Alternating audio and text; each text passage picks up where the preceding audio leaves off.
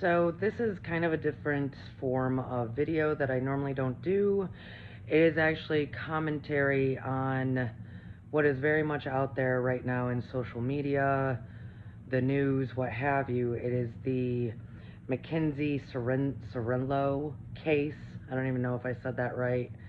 I did watch the documentary on Netflix, and there is reasons why I'm recording this and stick to the end of it as to why it's, you know, on my channel. Because I normally don't even reference anything like this stuff. First of all, before I say anything, my heart goes out to all involved. All involved. And I think I have a little bit more of maybe sensitivity to this particular case because I had a very dear family member. Um, Actually, we were raised together like brother and sister, who was also taken out in a very similar way, and there was absolutely zero justice done, zero, and that's because it was reported as an accident, a very odd accident with a vehicle, and but if if people could take backstories into account, oh no, it was definitely something other. So, and that happened in our family in 2017. So, and what was even worse is we found out via social media that it had even happened. So, long story. That's besides the point. So, that's what I'm saying. I think I'm a little bit more sensitive, and I'm a little bit more aware to like what that feels like for the families, and so my heart goes out. There's some things though that I do want to point out and stick through to the very end, like I said, because there's a reason why I'm recording this right now, because I think this particular case is a massive, we could use it in psychology, sociology, what have you, as a massive case study for nature versus nurture. Massive. And so I'm going to bring that up at the very end. What I do want to say is that I think this is my personal commentary of what I do believe probably happened, is I think they left early that morning and have clearly, and watched the documentary on Netflix, the crash. There's also a ton out there on social media. I think that they left. She knew to drive perfectly fine through those main roads, which is fascinating. And then I think an argument ensued, and rage came into play, and anger came into play, and I think she knew there was a tree at the end of that road. Because if you watch any of the footage, they hit the wall, but there was a tree there. And I think she was planning on, the tree. And I think at some point, the passenger, Dominic, I think he tried to put the car in neutral and she put it right back into drive. I think at some point, either her or him turned that wheel.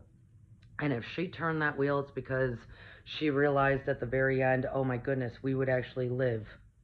And then what would happen to me? Uh, or he did uh, to prevent the tree. And then, of course, the curb happened and the wall happened. So this is the most saddest of things. And I really do mean my heart goes out to everyone involved, because it is not easy when stuff like this happens. And tons of the backstory. I really do think backstories are important. That's why we look at them and study them and talk about them. Um, this is where I come up with this, though, as to why this would be a fascinating case study for nature versus nurture. Because she was in that car, she was driving. And supposedly, they tell us, right? If you study any kind of psychology or even sociology, even anthropology. I mean, it comes up in many various different ways. People talking about the ego, to people talking about what we do to ourselves and don't do to ourselves. Anyways, there's this concept, this school of thought, this thought that humans innately have something within us, really associated with the ego, of self preservation. It's innate.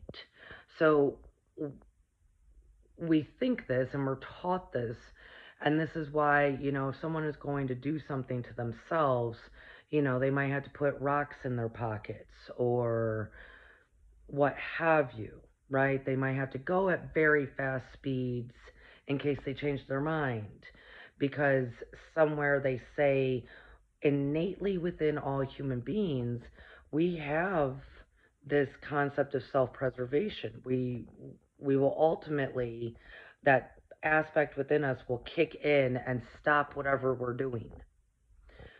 That was a miss here. That was a miss. And so why I say it's a big case study is nature versus nurture, because clearly within her family, her parents and her family, any commentary that has ever been done, not just that documentary on Netflix, but multiple sources, um, have all revealed that she never received consequences in life, ever. She was really allowed to do whatever she wanted to do. She was coddled and treated like a princess forever and ever, no consequences. I mean, as if those parents did the basics, as in, here, you're going to learn how to tie your shoes and cook some meals, but other than that, live your dreams, live your life, right? Well, then it begs the question, it supports this question that apparently so-called innate thing within us of self-preservation, is that actually within us? Like, are we born with it? See, that's what they're going to teach. They're going to say that it's a natural reaction. We are born with it. It's somewhere in the subconscious or somewhere attached to the ego. Somewhere it is within all humans to, protect themselves.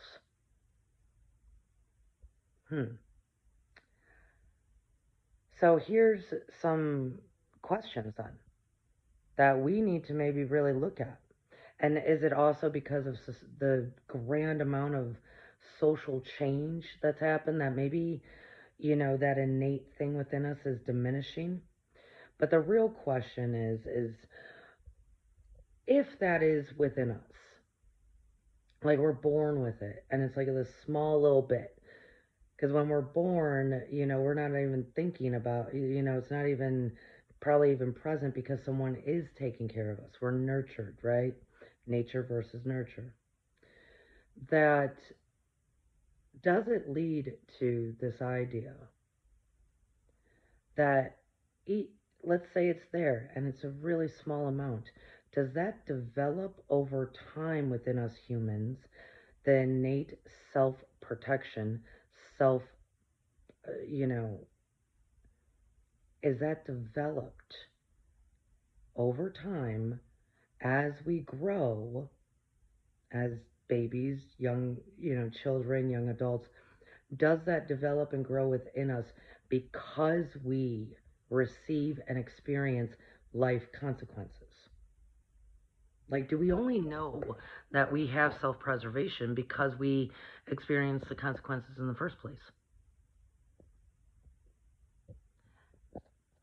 Who knows now?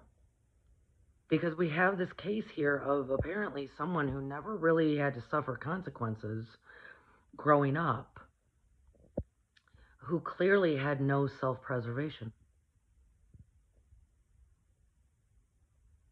That I don't even know if it ever kicked in, right? Because there was no stepping on the brake. Zero stepping on the brake during that case. Zero. So, is that formed due to experiencing and receiving consequences as a child? And as if it doesn't exist in us at all? Or if it does exist, does it only develop because of experiencing life consequences? See, we've never really asked this before because we never lived in a time where it wasn't, noticeably evident, right? It wasn't really noticeable. There would be um, random cases of it, of severe depression or whatnot, right? There was always an overwhelming explanation as to how someone overrode that innate self-preservation within. This case in particular, though, seems to eliminate that. And so the argument then would be, against what I'm saying, would be, well, maybe they're a psychopath, right? I have to say, even with psychopaths, um, even with most extreme cases of those forms of minds, right? Those particular types of minds, they still have self-preservation. Actually, they have sometimes even more self-preservation, right? So now we got to wonder. We have to wonder, is that actually innately in us when we're born? Or is it actually created and developed over time? So nature versus nurture. Because I do think this is a big case study for parents to really understand that children need structure, discipline, guidance, consequences. They really do. Um, it really supports that argument. It really supports, does that even exist within us? And God forbid, or are we walking into a society now as I tend to view a lot of times people handling their children with kids' gloves constantly, even if they are grown, right? Um, what is that doing to the human psyche? So let me know what you think in the comments, because for all of when I watched the documentary a week ago or so, this question has not left me as to, do we need to look at that again? Do we need to look and reconfigure and study and analyze, is that actually something that's innate? Meaning we're born with it. It's permanently in there.